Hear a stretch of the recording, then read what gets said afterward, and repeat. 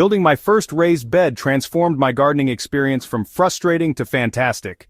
And I'm excited to share exactly how you can achieve the same results. What started as a solution to my clay-heavy, poorly draining backyard became the foundation of my most productive growing space ever.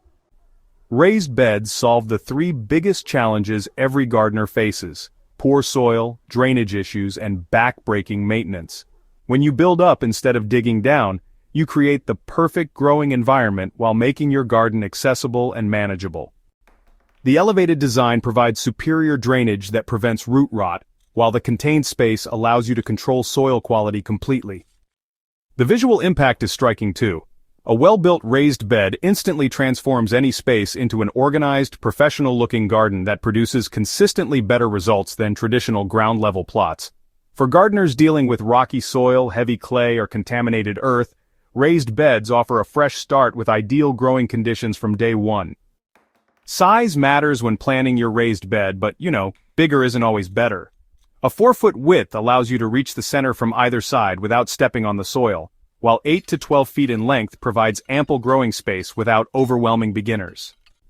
Height should range from 8 to 12 inches for most vegetables, though deeper beds work better for root crops like carrots and potatoes. Cedar and redwood naturally resist rot and insects, making them excellent long-term investments even though the upfront costs are a bit higher. Composite lumber offers durability with minimal maintenance, while untreated pine gives you an affordable option that, honestly, typically lasts about 3 to 5 years. You really want to avoid pressure-treated lumber near edible plants, since chemicals can leach into your soil over time. So your essential tool list includes a measuring tape, a circular saw or miter saw, a drill with bits, a level, and some quality exterior screws. Galvanized carriage bolts create stronger corner connections for beds that will face harsh weather conditions. Start by marking your desired location and, making sure it receives at least 6 hours of direct sunlight daily. Level the ground roughly, removing any large rocks or debris that might create instability. Cut your boards to length, remembering that, corner connections will reduce your internal dimensions slightly. Pre-drill holes to prevent splitting, especially near board ends. Go ahead and assemble the corners using 3-inch exterior screws or carriage bolts and, make sure to check each corner with your level as you work. The frame should sit solidly without rocking, even when it's empty. If your bed is longer than 8 feet, it's a good idea to add a center support board to prevent it from bowing under the weight of the soil. Create proper drainage by laying landscape fabric across the bottom. This will block weeds but still allow water to pass through, which is super important for healthy plants. Avoid solid barriers like plastic, which trap water and create anaerobic conditions that harm plant roots. Quality soil makes or breaks your raised bed success, so you want to create the perfect growing medium by mixing 1/3 compost, 1/3 topsoil, and 1/3 coarse materials like perlite or coarse sand. This combination provides nutrients, structure, and drainage that most plants love. Fill your bed completely, then water thoroughly and allow it to settle for several days before planting. The soil level will drop 2 to 3 inches, which is, totally normal and expected. Top off with additional soil mixture as needed.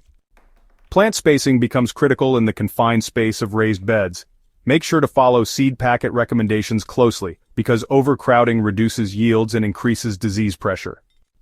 So, the intensive growing method works really well here, with plants spaced a bit closer together than in traditional row gardening, but still allowing for adequate air circulation. Raised beds dry out faster than ground-level gardens, requiring more frequent watering during hot weather. It's a good idea to install soaker hoses or drip irrigation for consistent moisture without water waste. Morning watering allows plants to dry before evening, reducing disease risks. Weed control becomes much easier in defined raised beds. Hand-pulling weeds when soil is moist removes them completely, while mulching with straw or shredded leaves suppresses new weed growth while retaining soil moisture. Ready to transform your gardening experience with raised beds? Start with one manageable bed and expand as you gain confidence. Oh, and don't forget to subscribe to Decoded for more practical gardening solutions, and share this guide with friends who need a gardening upgrade that actually works.